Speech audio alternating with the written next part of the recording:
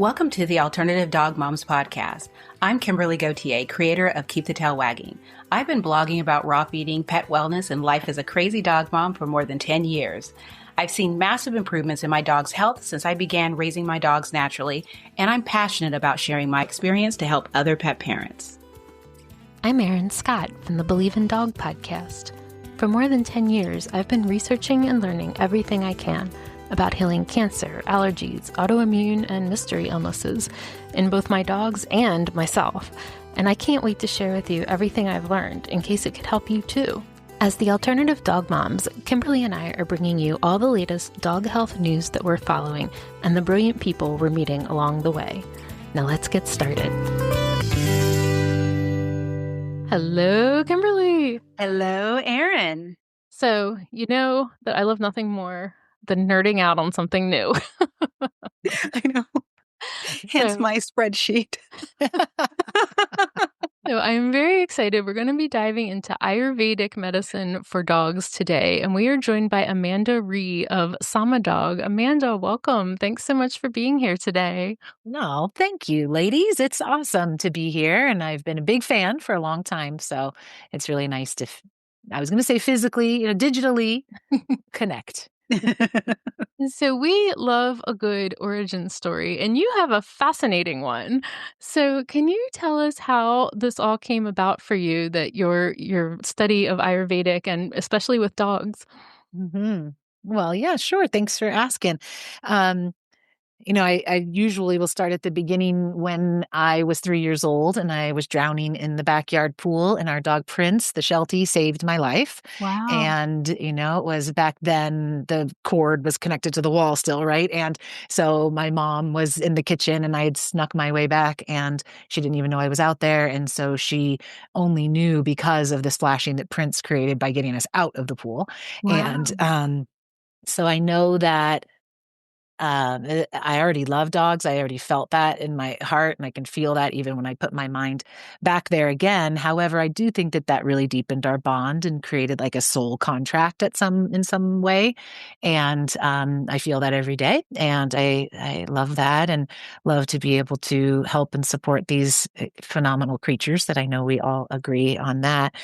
And then fast forward from, very young age, growing up, doing my life, going off to school, eventually ending up really falling in love with the practice of yoga. Initially, just like in an asana postural class, like so many of us kind of start, go into the gym yoga class to get some nice biceps or something, and end up though actually really falling in love with and realizing that there's a whole world, there's a whole philosophy behind yoga, and it is a sister science, as they call it, or it has sister sciences that are meditation and Ayurveda. Of course, meditation I'd heard of, but Ayurveda, I remember the first time I ever heard it, I was just like, what is that? Like, what is that language? Can you repeat that like 5 more times? How do you pronounce it? All those things.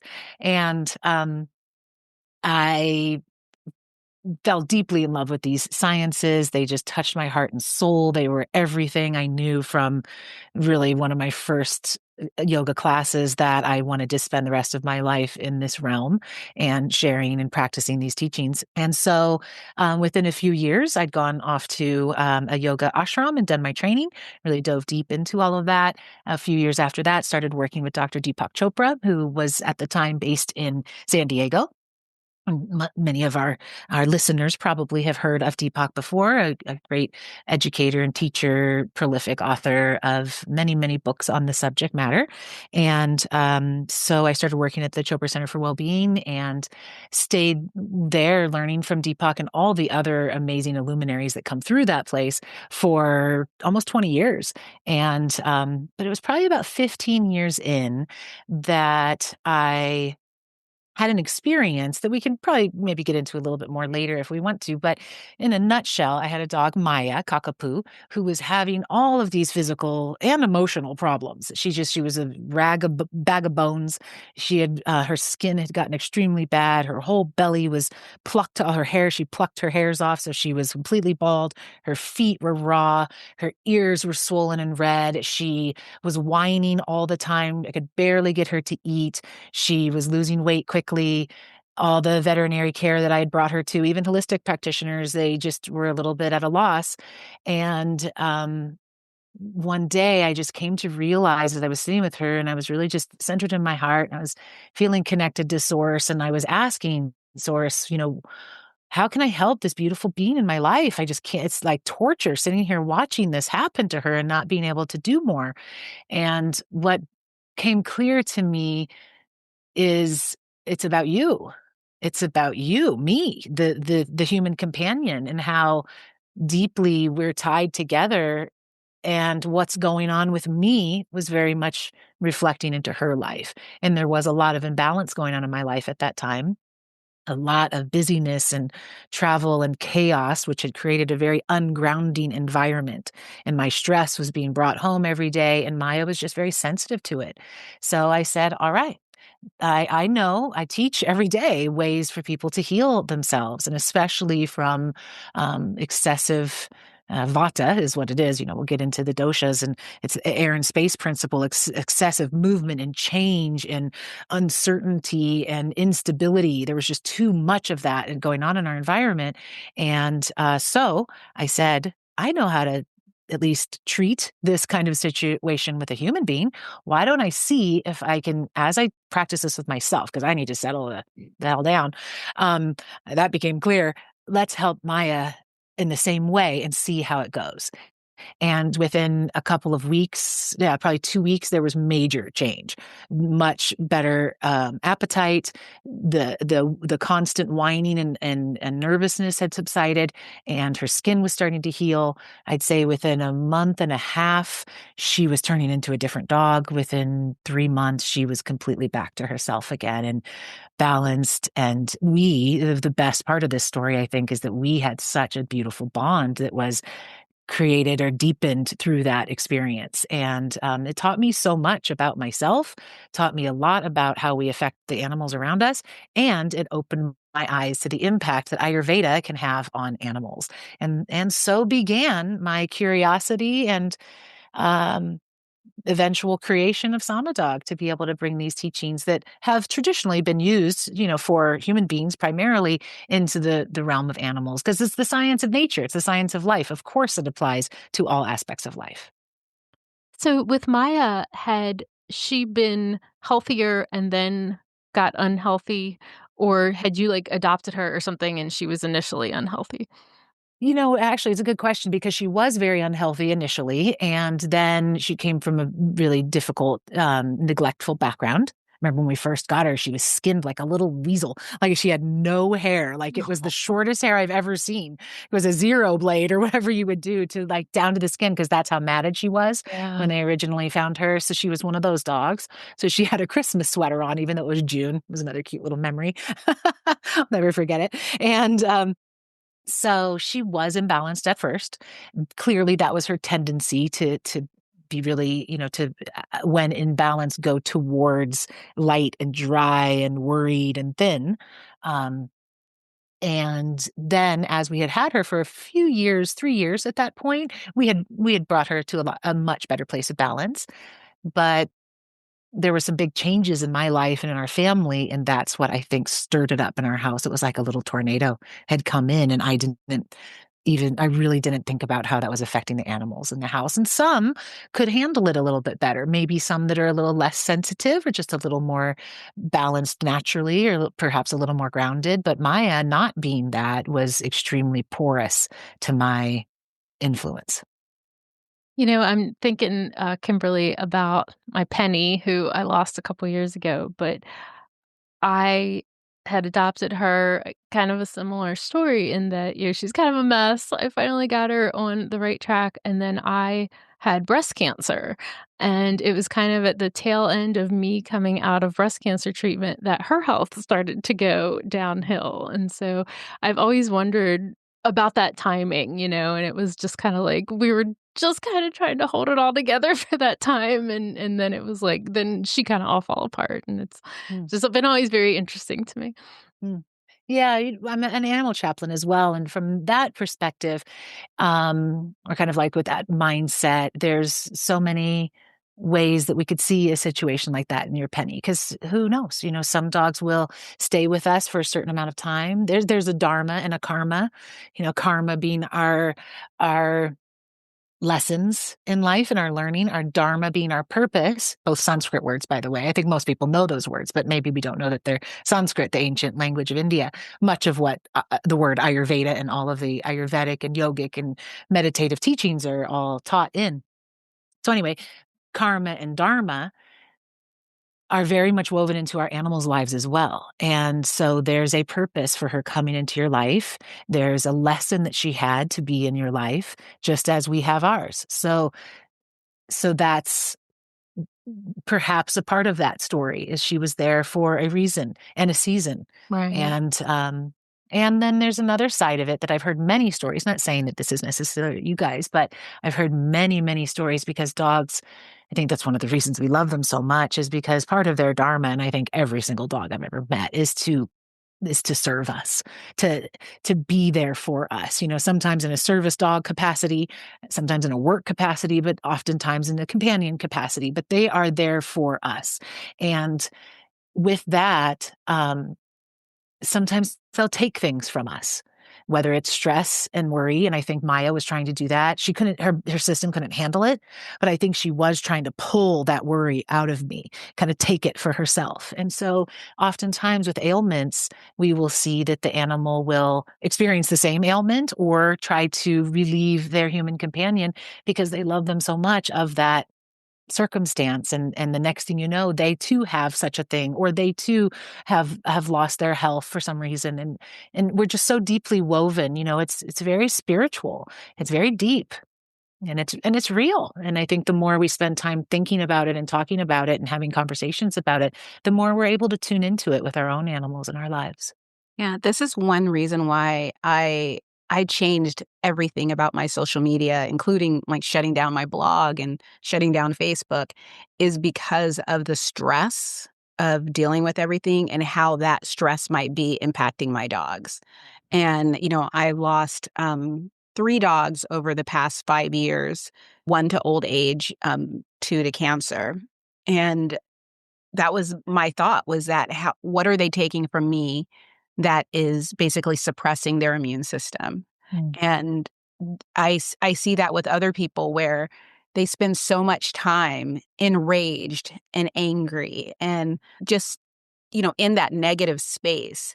And I just want to say, you need to figure this out, because it's like, this is not going to end the way you want it to end. Mm-hmm. And once I was able to just let go and just focus on my dogs and what I wanted to learn, what I wanted to share, and things just got so much easier. And my dogs are doing great, knock on wood. Yeah. And Kimberly, like, you lost the dog that inspired you to start all of this. And so Yes. I always thought it was interesting that you started to like kind of pivot into like a new name and things after he passed. Yeah, it needed to, because that story was over. I even went through YouTube and started, I didn't delete the videos, but, privated a lot of the old videos and stuff, because it was, someone pointed out that the information was so outdated, because it was from like 12 years ago, 10 years ago. And I've learned so much since then. And the person that I am, how I feed my dogs today, everything that I do, Rodrigo taught me. And so it just makes sense to start something fresh and new that is from this point, rather than from, 12 years ago, 13 years ago.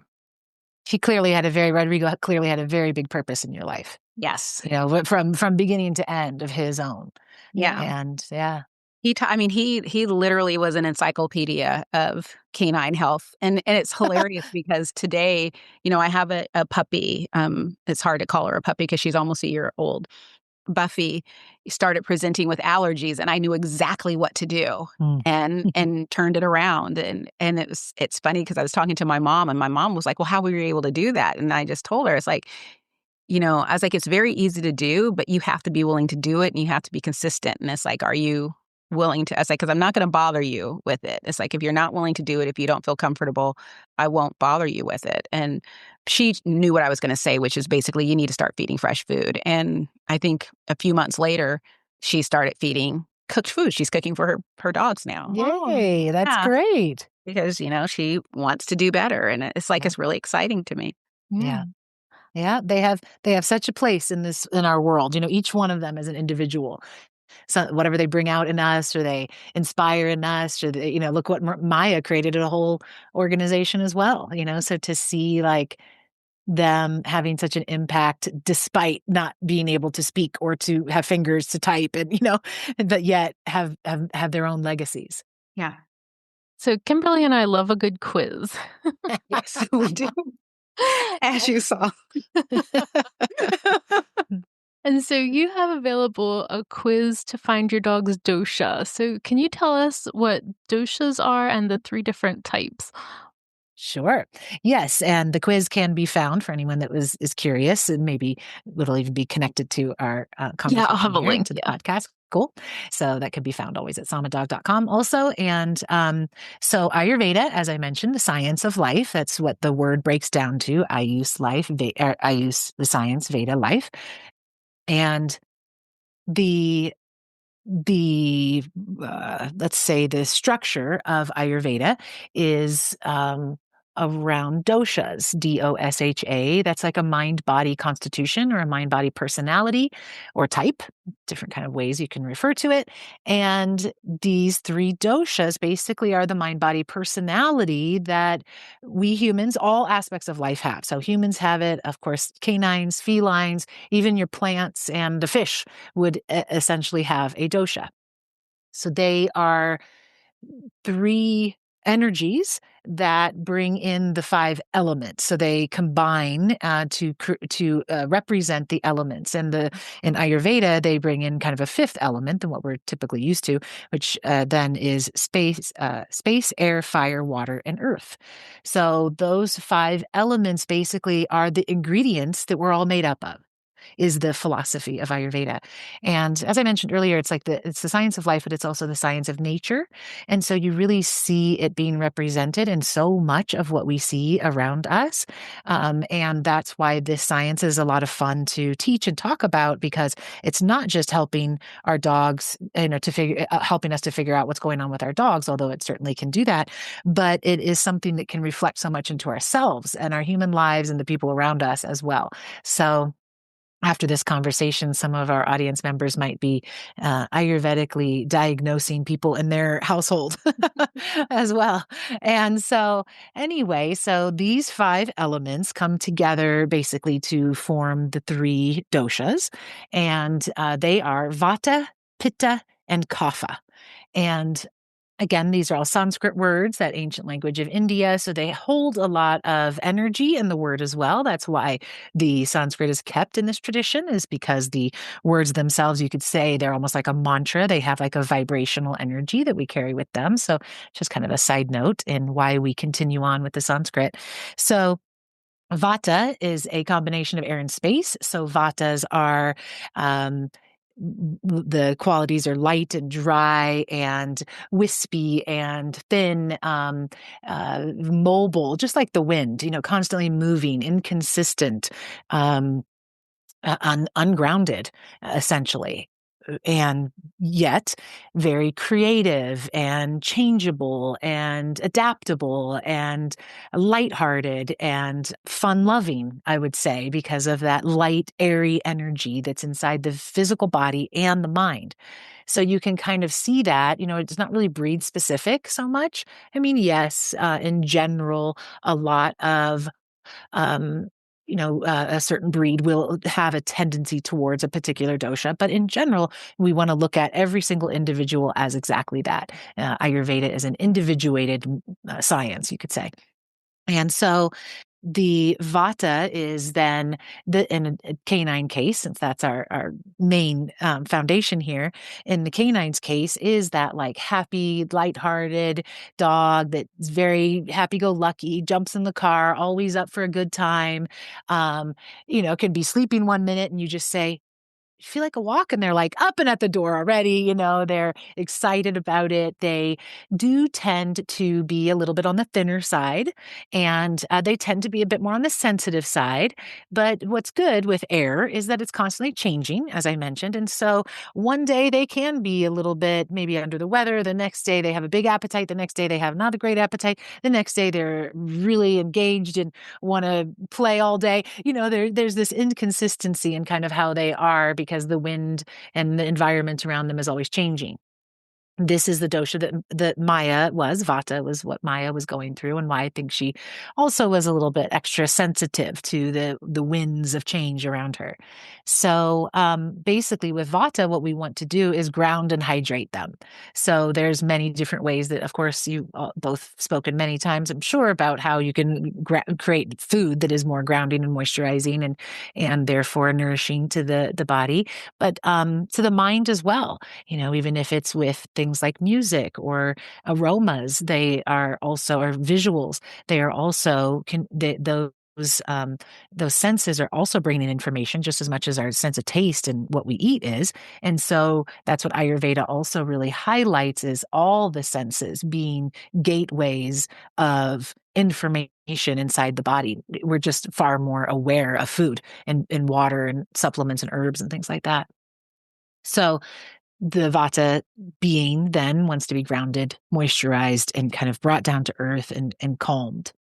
So that's Vata. Then the second is Pitta, Pitta. And Pitta is a combination of fire and water. And so what do you get when you bring together fire and water? You get steam. And that steam can be really intense. So pittas are the beings, and we know them in our human lives as well, but just very direct, clear, bright lights, very charismatic, typically leaders. People are drawn to them like moths are drawn to the light. You stare at a candle, very much like when someone has a lot of fire, you want to just stare at them, and you can learn a lot from them. They're very often our teachers, influencers, politicians, actors, actresses, people that are willing to be out there and be seen, because fire creates light and turn on the stage lights, like you're in the light. So there's that kind of energy of being a conduit of that fiery energy in whatever way it is that they do.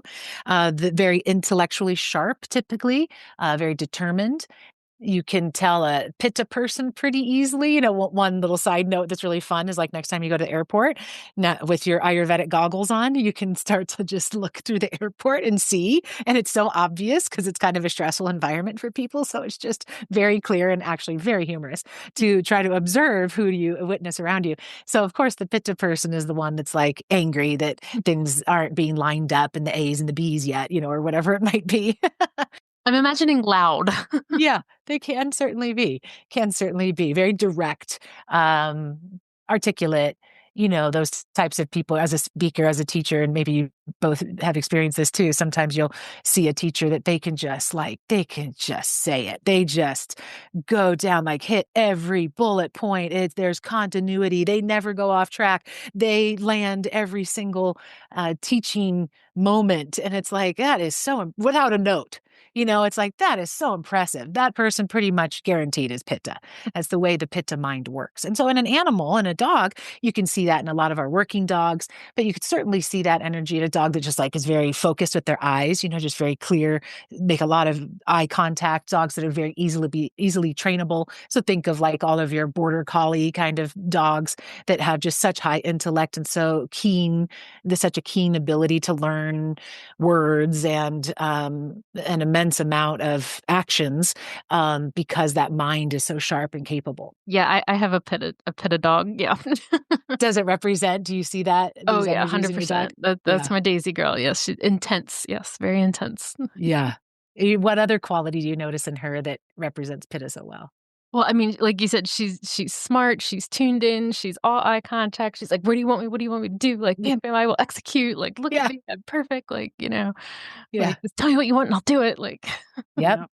That's Puffy. I mean, she's a lot of energy, and it's so hilarious because she'll also just spaz out without any warning. Like, it's building, and then she'll do these zoomies in the bedroom where she goes up and down on the bed and she's just doing zoomies, and it's just like, I just let her work it out until she calms down, and then we go outside so she can do some more. Yeah. But she's so funny because she can, both her and Bella came from the same rescue. They're not from the same litter. But one thing that I've noticed is that they both can, as puppies, can really entertain themselves. But as Bella grew up, she wants to play with me or play with one of the other dogs. Whereas Buffy is perfectly satisfied with just, if everyone else is chilling, she's just like, okay, well, I will go over here with this toy and I will throw it to myself. And it's just so hilarious just to watch. And yeah, she's intensely smart, and the direct eye contact is insane. People have commented that she has human eyes because she looks at you and it's like, I feel like she's judging me. And I'm like, oh, she is. Oh, pittas tend to be a little judgy. And we have some reactivity issues also. Uh-huh. Yeah, because that fire, just like Mhm. for you, Kimberly, Buffy needing to run around and do the zoomies, like that's getting the fire out. Yeah. It doesn't always need to look like a fireball, like an explosion. It's not always like that. Fire is simply just heat. Fire is metabolism. Fire is, look at the sun and creation and the process in which it gives the ability for life. So it's like this fabulous but very transformative energy that we can see when a dog is doing zoomies. They're transforming from like, I've got too much pent up inside of me. I don't know what to do with all this energy, to like, zoop, zoop, zoop, zoop, zoop. And then it's like, now I can be normal again. And so, it's cool to witness animals like being like doing what nature guides them to do to heal themselves. We humans are a little too wrapped up in our mind to oftentimes notice what we really need, because it's actually quite simple in most cases, and the environment around us is guiding us towards it, but we resist it because the mind gets in there, and the intellect and the things we have to do, or whatever else it might be that distracts us from that natural inclination to get up and do zoomies in the middle of the day. Well, what's interesting with the zoomies, so Daisy Girl is very uncomfortable with being handled. So, like, we had to get a nail scratch board because she's really uncomfortable with having her nails trimmed, and I can't even attempt it really. We have learned, and she has also had a couple ear infections, and so we use some drops now preventively, but she's very uncomfortable with that. And so you can see when we have to do something like that that's like handling based, that you could like kind of see her, and then like as soon as you're done, she's just like, "Ah," and like has to do zoomies as like this, like, oh, I gotta get out of my system, like that was horrible. Yeah. But I've never had a dog that used zoomies in that manner before, as like a like blowing off steam kind of blowing off reset. steam. Yeah. Look that's the perfect phrase for the pitta, representing pitta, is blowing off steam. That's exactly what they're doing. And the pitta person will, and the pitta canine, if they really are cooped up and they need to blow off steam, sometimes it will come out in a very obvious and sometimes harmful way, like them yelling at someone or them growling at someone, or even worse, biting someone. It's because that pent up energy needs to lash out. It's not that other dogs don't bite or get aggressive, but other doshas, they certainly do. But it just takes a little more. The heat, the fire, and the water is kind of right there as the predominant energy within them. But as I mentioned, and I just should mention again, that all of us have all three doshas. All animals, all plants, all human beings, we all have all three. It's just in different percentages. But that's why it's important to know all three. So with our pitta, what we want to do, generally speaking, then is cool them, clearly, cooling the fiery energy, cooling the intenseness, and relaxing them. So think of just a person that's like very wound up, or is like all angry at someone. It's like they're just taking a few breaths to bring them down, to get them a moment to relax. So these kinds of methods, and of course that's what I teach, are all the different methods. How do you do that? How do you actually cool them emotionally, physically, behaviorally? How do you do that? How do you provide cooling to an animal? So that's what we can talk about more. But that's the idea of that principle of pitta. And then kapha, lastly, is a combination of earth and water. So when you bring earth and water together, you get mud, right? So that mud energy is just a good symbol of what that looks like kind of in beings. So what is mud? Okay, it's like it's slow, it's moist, it's slippery, it's steady, it's solid. It's well, not solid so much, but like it's grounded. It's heavy, it's weighty. There's solidity to it. Kaphas are, because of that earth energy, they are already more earthy in their physical structure. So typically they will be a little bit more physically larger or just bigger bones, rounder faces. Even in our dog world, you'll see kind of just like um, a little more plump disposition to a kapha being. And that's their natural tendency, that's their natural disposition. So that earthiness also makes them or allows them to be very calm and grounded animals, typically, very easygoing. That's the kind of, think of like a Bernese mountain dog. I think that's always a good example of a kapha. And you see all those videos online where there's like a little kitten and it's like all over the Bernese's face and it's biting its nose and it's biting its ears. And the Bernese is just sitting there, tolerating it. So very, very patient, dear friends. Think of the kapha people in your life, the ones that'll just listen and listen and listen. And it's like, do you have somewhere else to be? And it's like, no, the most important place I can be is right here with you. And that's a kapha person. They're just very reliable, dependable dogs. They love routine. They're very consistent. My husband is a kapha, and every day I crack up sometimes to his exact routine. And if you break the routine, he has no idea what to do with himself. Like our coffee pot broke a few weeks ago. And so we had like 2 days till the new desired coffee pot came. And I would see him. He would just wake up and it's like he's aimless. He has no idea how to start his day without his ritualized cup of coffee. And so kaphas are very routine people. They tend towards even jobs like that are methodical types of jobs, that like good organizational systems. Just a side note, when studying Ayurveda, what's very cool is to recognize the power of the trio. So if you have 3 dogs that, like Kimberly was saying, Kimberly was saying that she has one of each. And so that does create a really good balanced dynamic between the pack. And I would see it at the Chopra Center, especially when I would put together teams. I would make sure we had a Vata, a Pitta, and a Kapha on that team, because the Vata is going to have all the creative ideas. The Pitta is going to be able to like put those things into action and create the energy that's required to bring it in, into fruition, let's say. But the kapha is the one that's going to create the systems. We'll make the budget. We'll make sure you stay on the budget. We'll make sure that the project is seen all the way through, and evaluations are sent out afterwards to make sure that people liked it. And better yet, they'll incorporate the feedback from the evaluations into the next rollout of that project. And that's the kapha energy that's so necessary. It's the stability. It's the base of all of our houses.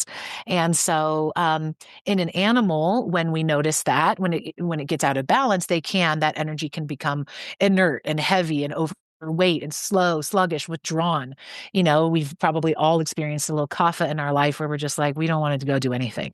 We might say yes to the invitation, but by the time the date comes, it's like, I really don't want to do anything, go anywhere. And that's because that kapha kind of heaviness, maybe it's the winter time, it's kind of like just drawn us inward. And that's how kapha beings tend to be. So what do we want to do to balance them is we want to energize them. We want to invigorate them and keep things moving. And again, we can do that through all the senses and certainly through food and add, things adding into their life in that way. So, you just touched on something that I was curious about with the personalities, because my Pitta dog does not like my other dog. And I was curious if that's like a common dynamic, or if there are dynamics with like personalities not getting along, if there isn't like a balance in the house, or I was curious about that. Yeah, you can really see that with people, with human beings. It's a good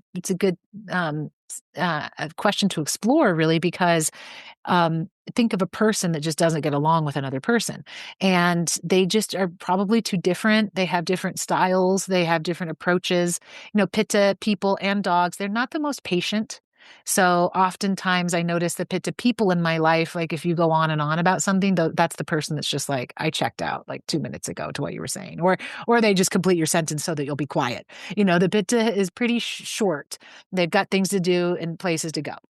And so what you will notice in a human dynamic oftentimes is if you do bring in another energy, not necessarily different, but another energy, it can help the whole unit to become more balanced. So not necessarily getting another dog, but recognizing where is that other energy in your life.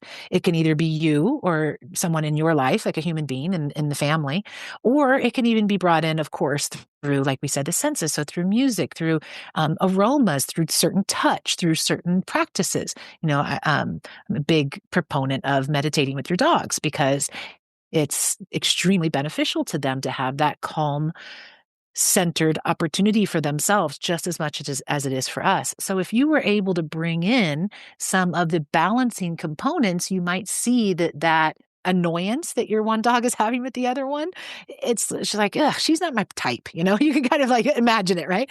That annoyance might be lessened by the balancing energy coming in, so that annoyance isn't as obvious anymore. It isn't as present.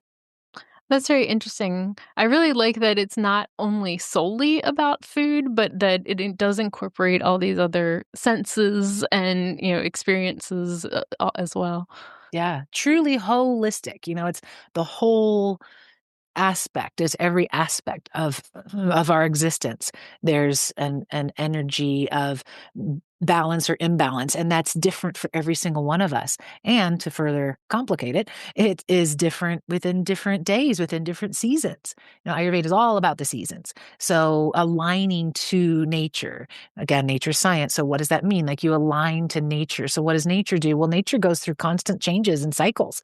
So the more we can align ourselves and our animals, ideally, to those natural rhythms, we all will maintain more balance by doing that. Yeah, I think I'm very fortunate because I do have that balance. My older dogs tested as what is it? Kapha? Kapha. And they are exactly as you described. I think the one thing that you didn't mention, but it kind of was implied, or at least I heard it, was Zoe, who's my oldest. She's 12 years old. We call her the fun police. So when we're all outside and the dogs are running around playing, sometimes she'll go off and she'll either play with me, or she'll just lay down and chill, or she'll just go off exploring.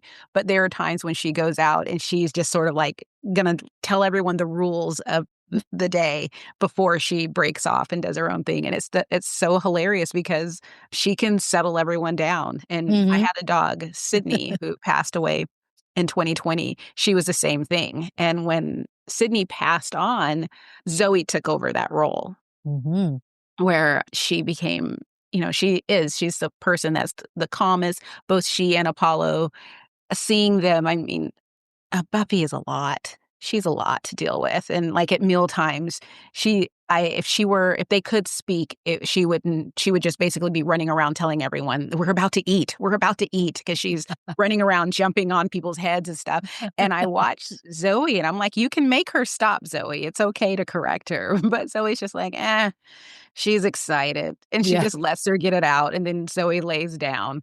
If she really doesn't want to be bothered with her, she'll just get up and go to another spot and but she's just so chill. And she wasn't always like that. When she was younger, she'd have nipped at her. She's the matriarch now. Yeah, she is. She recognizes that important position, respects it. Yeah, it can oftentimes be like the camp counselors. They're like holding it all together. Going back to mud, right? That little representation that we mentioned. All of our fluids in our body are kapha. So all of our lubricating fluids, our synovial fluids, our saliva. It's all of that moist aspect of our bodies is represented in kapha. Oh, is the camp counselor, because so that's like in a physical body expression, but how does that look emotionally, or the dynamics, like environmentally? Well, they are that fluid, that cohesive fluid in a group. So they are often the peacemakers, or the family balancers, the family counselors. So oftentimes that very solid but while open energy that they have is well received by most people. I mean, who doesn't love to get a good hug from a kapha person? I mean, those are the hugs that you just stay for a while. You linger because they're so nourishing on every level. And, so dogs, when they have that kapha energy, they can be that same way. They don't have to say anything. They don't have to actually hug us, but just their presence can bring deep peace. So now that we have this information and, I keep talking about my spreadsheet because I'm just so proud of it. Oh, you should be. It is very impressive. But how do we now incorporate that just in our dog's day-to-day lives? So, like, for instance, Zoe is 12 years old, so she's slowing down. Apollo is 6 years old, almost 7. I mean, he's fine. He's great. Mhm. Buppy is my crazy little Pitta dog, and then Bella, who is 3 years old, she has just intense anxiety, Mhm. and so there are just the personality traits of our dogs that I think is what we look at initially when we take the test. But then there are the health things that may come about. So like allergies, digestive issues, or any type of, disease that might come in aging. How can we incorporate the information that you provide in basically raising healthier dogs? Mhm. Yeah, I think the idea is to understand, like we said, all three doshas so that you can recognize the imbalances when they come up, even if they're not drastic, like dogs fighting or something like Mhm. that, or a severe diagnosis, even if it's just some general anxiety, like you said, or things of that nature. When you recognize what that aspect is, then identifying what dosha is associated to it. So, and that just requires a little bit more learning about Ayurveda, of course, but it also can be quite simple in that what elemental energy do you see it expressing? So when you see a nervousness in an animal or in a human, well, humans are animals, but you know what I mean? You can you can see that the energy is vata. It's airy. It's like we said, just it's inconsistent. It's squirrely and wiry. So you're looking to ground that. So then you make those choices through each of the senses ultimately to bring more grounding into their life. And then when you look at something like digestion, everything about digestion is pitta because everything about the breaking down of food, even the chewing, it's a very active process, then goes into the body. Now it's being digested, it's being assimilated, and now it's being released from the body. That is all a very energetic, transformative experience. And so everything about the whole digestive tract is typically pitta. So then you would apply uh, the techniques that would bring more cooling and relaxation to the system, cooling primarily. And, those are specific foods, specific herbs, specific aromas, specific meats that you would choose that are either heating or cooling. Surely you get into that within your own conversations. And then, then there's kapha. What is that? Well, anything with the physical body, typically, like we said, like slowness, inertness, even very commonly dogs will get lumpies, as they're getting older, they'll get lumps and bumps. Those squishy, think of again, the mud. It's like this squishy kind of fluid that's in there. And that's a kapha. Typically, of course, there's always variations, but typically that's a kapha imbalance or a kapha expression. And so then you can start to, in the kapha case, more bitter, pungent, and astringent foods. So that's where you would bring in, a lot of like your green leafy vegetables and maybe some apple cider vinegar. And so there's some very specific techniques, of course, once you determine what dosha is out of balance with what's going on, basically. Mm-hmm. Yeah. Yeah, and you can see it, of course, physically, and then you can see it behaviorally when they're interacting with each other. If you see one is always withdrawing, or one is always getting fiery, or one is getting very nervous by that environment, then you know what to do. One thing in Ayurveda that we teach is that the mind, which is primarily vata and pitta, then kapha and pitta kind of come to the more physical. So you've got like the more ethereal, and then the more kind of more energetic, and the more physical. So what we say with the senses is from the nose up, those senses are that which balance vata. So sight is the nose up, hearing, touch, of course, is there, and smell. So you've got all of those senses that will balance the vata energy. So using aroma, using physical touch, using certain sounds. And you can, even as we talk about it, you can almost imagine like the calming energies. Like some lavender would be great. I should try that with my nervous dog. A little touch, some simple massage. Or I have a recent video that I created about acupressure points that you can press on to bring more calm to a nervous animal. So those will balance the mind, where these senses, the nose down, which is, of course, taste and then touch as well, those will balance the body in a more impactful way. So when you're looking to work on body ailments, if that's what we're talking about, is an imbalance that we see or some sort of problem with our animal, if it's a body ailment, moving a little bit more towards foods, supplements, herbs, and physical touch, whether it's body work or, like we said, like calming techniques or massage, or just even rubbing their ears in a way that they really enjoy and just kind of getting them into their body, that can be very healing for the physical side of things. And then again, for the more behavioral side of things, more kind of how we see them interacting with each other, and their mental capacity, that's where these senses, these higher senses, can be more impactful. That's fascinating. As I know, it's like as you were talking, I'm thinking of each of my dogs and just what they respond to. And God, I'm like, gonna have so much fun today. But you may even be able to see it naturally, right? Do you see that like the vata will naturally move towards things that are balancing it? And human beings do the same thing. I mentioned it earlier, when we as humans, because we have this intellect that will separate us from what we're naturally being told to do. So for instance, a very busybody person that's in a nervous time in their life and there's way too much going on and they've got 5 jobs and, whatever else is going on, they then choose to stay up late working on 5 jobs so that they can get ahead. And meanwhile, the body is saying, I'm really tired. I'd like to ground in a bed, put on an eye mask and just chill out for 8 hours. But yet we resist it because the mind gets in there and starts to tamper with things, so to speak. With an animal is in a very busy, chaotic environment. Say they're out at the park all day, or you've gone to the craft fair, whatever you've done with them, and they've been overstimulated, basically. Watch, when they get home, they want to literally lay on dirt very often. They want to sit on the grass. They want to get warm. That's another thing with vata. The airiness tends to be cool. I didn't mention that earlier. And so that coolness needs warmth in order to be balanced. So they'll come home and they'll snuggle up in a blanket or a bed. They'll automatically just kind of withdraw from everyone rather than try to get their to-do list done like as humans do. They know that a better way to balance themselves is, okay, that was a lot. Let me just go recharge myself by myself for a little while, and now I'll come back and be a better version of myself. So you will really naturally see it. Another easy example is a pitta dog. Again, heat.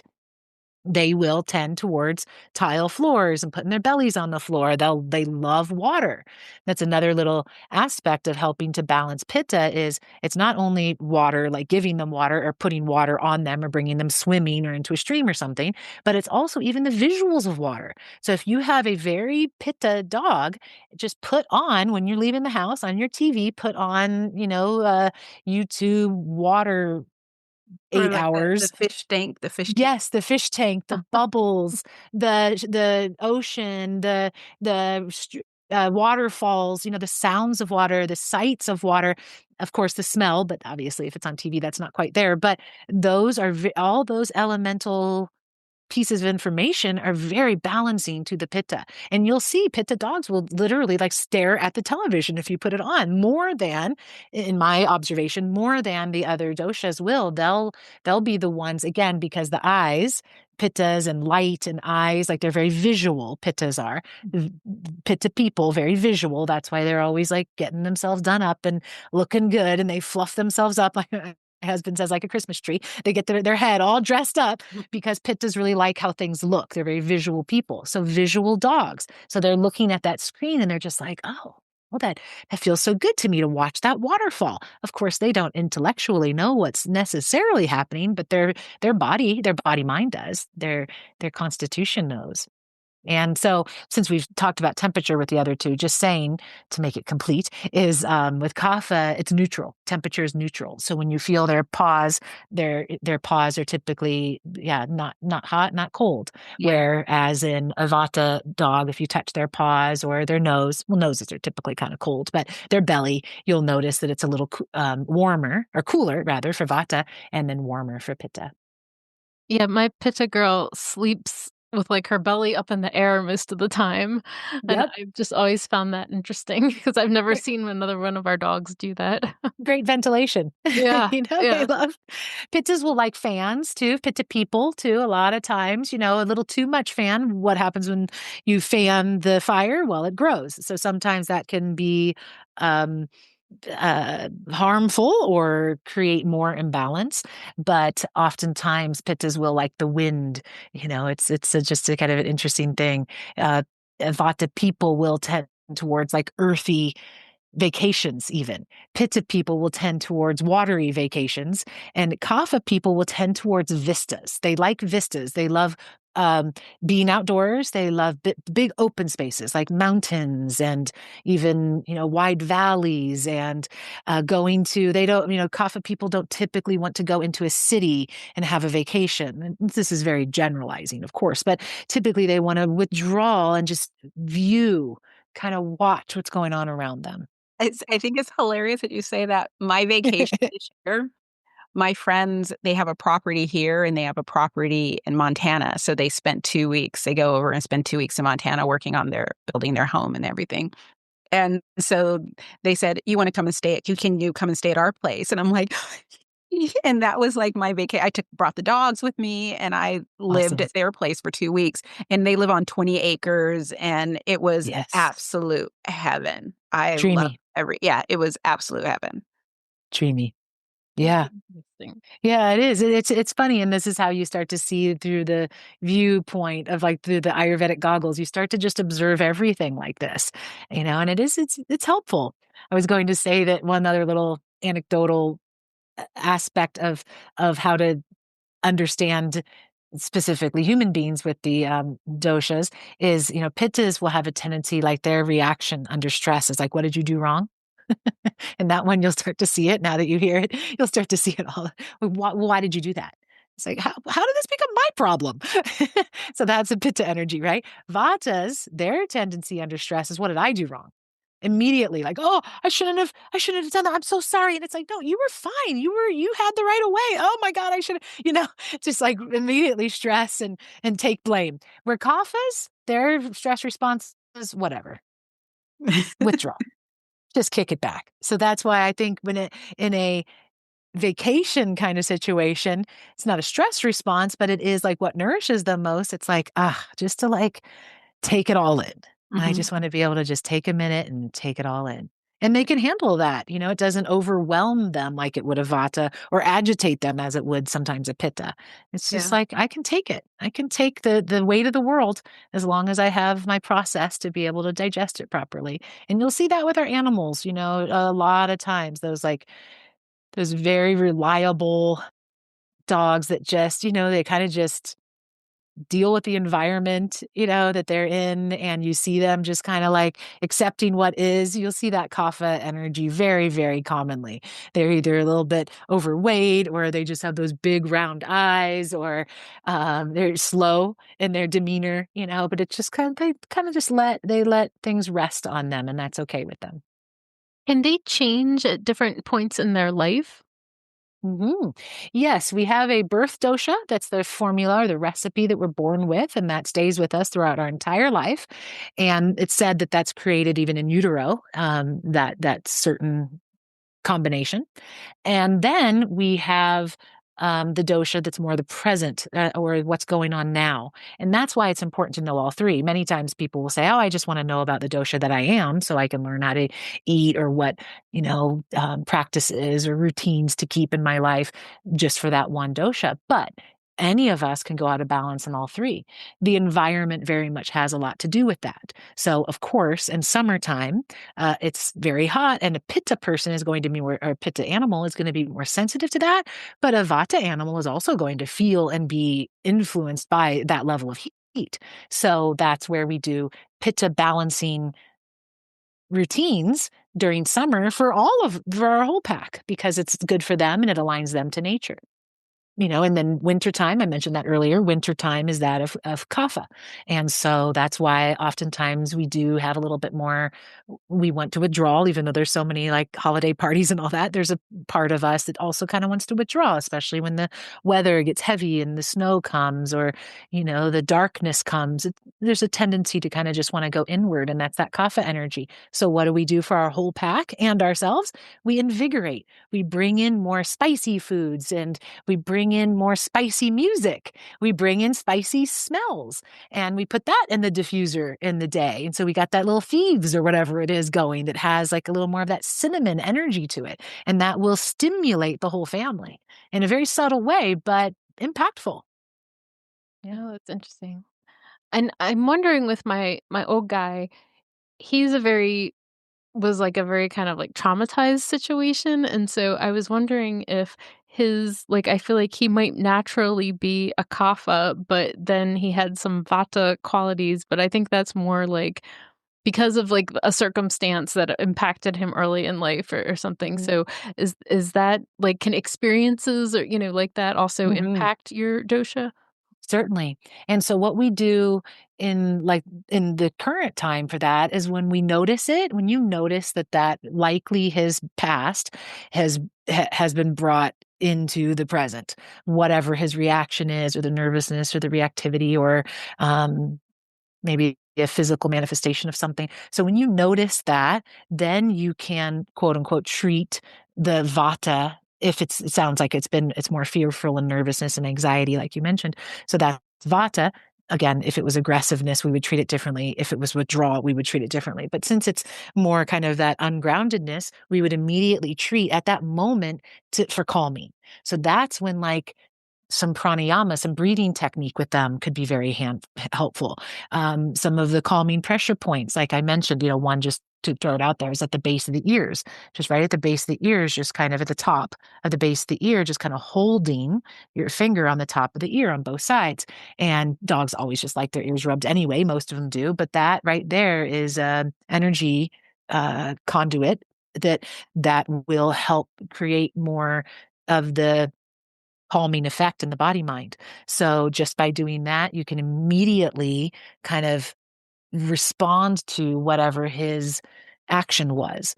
And that's when, because food, cooling or grounding food at that moment is not going to be very helpful because it's like right now. So that's why these other techniques, because his reaction is not in the body. Like we said, is it a physical manifestation or is it a mental manifestation? Well, his reactivity is a mental manifestation. So then we go at it with sights, smells, sounds, and touch.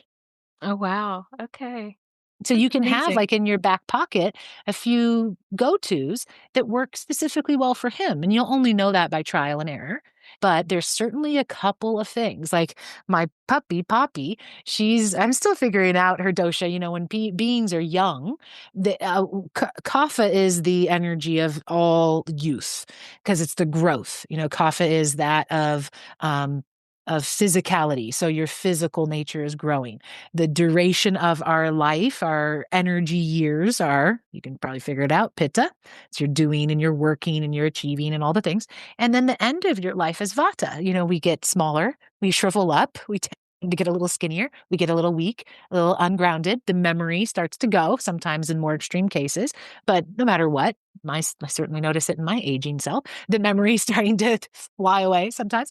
And so that vata starts to take over a little bit in the end of their life. And so just knowing that, not only are you affected by the seasons, you're affected by your immediate environment, you're certainly affected by the phase that you are in your life. So back to Poppy, she's only 1 year old in a couple months now. So I'm still working on finding her calming ways. But I recently discovered like this little pinch on either side of her butt, like dogs like their butt scratched, but either side of her hips, if I just kind of place my hands there and do a gentle press and hold my hand still, I can see her whole demeanor go from hyper and overstimulated to like, it's like she almost starts to drool. She's just like, that's my spot. And it was so cool to discover that in her. It was like, okay, now I know when she gets a little scared, when the man doing the work on our house comes over and she's a little freaked out. Now my hands know not just to pet her or to try to pull her back or whatnot, that can be counterproductive, but to actually touch her in a way that's going to bring about the energy that she needs to balance out that situation of, in that case, fear. Okay, she needs more stability, more security. All right, then this touch will help her ground down to the earth. And so you kind of find your own techniques with each animal that help for them, and then you've got a great tool. That's amazing. That's amazing. Oh my gosh. And so you're also an animal chaplain, is that right? I am, yeah. Can you tell us a little bit just about what that is? Because I had never heard of that before. Oh, it's great. I'm so glad to share it with you and the audience as well. They say that chaplaincy is one of the oldest jobs on the planet, along with prostitution. I think that's a funny reality. And so Seems appropriate. yeah, so chaplaincy is obviously been around forever and familiar to most of us, but not necessarily from an animal perspective. So I was actually among the first class ever to be ordained as actual animal chaplains. Not that there weren't chaplains for animals before, but they were chaplains that just really lended themselves towards the realm of animals and animal interactions and the life of animals. But now there are official animal chaplains being trained by Compassion Consortium. It's a really, really awesome organization that is totally animal-centric, non-denominational, and multi-species. And what animal chaplains do is we show up for all kinds of difficulties with animal-human relationships. So whether it's the most obvious end of life, everything from how do I make that decision? Do I euthanize or let them die naturally? There's things that I feel like I need to resolve. Have I done well enough by this animal? The emotions that will come up towards the end of life.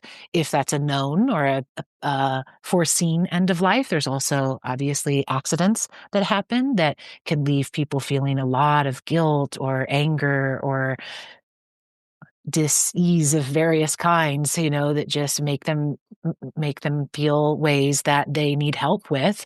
And if it's in the case of an animal interaction, we are there to help. Just an example is like someone hitting wildlife on the road and feeling horrible about something like that. So we can step in and help and provide tools and hold space for dealing with that sort of thing. And then, just the somewhat complex dynamic of humans and animals living together on this planet. I mean, not to bring up super sad things, but I'm going to with the ostriches in Canada. You've maybe heard this very sad story. So they need an animal chaplain. That's what I was thinking. I was like, I want to go. I don't know if I'm welcomed. I should reach out and ask. I would love to go there. There's a lot of pain and sorrow with all of these ostriches that were lost. Sorry, makes me very emotional. I'm very upset about the ostriches. And so animal chaplains will go into that sort of situation and help talk, hold space, create rituals, prayer. We've been trained to adapt to what someone's faith or their belief system is. And so we can meet them where they're at. In no way are we trying to bring people towards us. It's very much a service energy that we hold. And there's a lot more need than I would have ever imagined before getting into this field. I can only imagine just relationships, with between species can be very complicated and can bring up a lot of stuff. And I love that that's a thing. And I also love that it's about, meeting people where they are rather than like trying to bring them in a certain way of believing. So I Yeah. think that's really beautiful work. So thanks for telling us about it. Yeah. Yeah. That's not what people need at that moment. They don't need someone to tell them what to do. They need someone to just be a support to them at that moment and someone that truly understands. I was listening to something just this morning, and I think what she was referring to, I caught just kind of half of it, but I think what she was referring to is there is an actual chart that of grief and and loss, and the top of it is losing a child. And they said, I have to find out to really educate myself if this is true, but she said the bottom of the chart was pet loss. And that right there represents the huge misunderstanding that's out there in our world, if that is so. And that's why animal chaplains have such an important role, because we understand the degree and the pain and the depth and the impact of such a loss. So, yeah, it's beautiful work.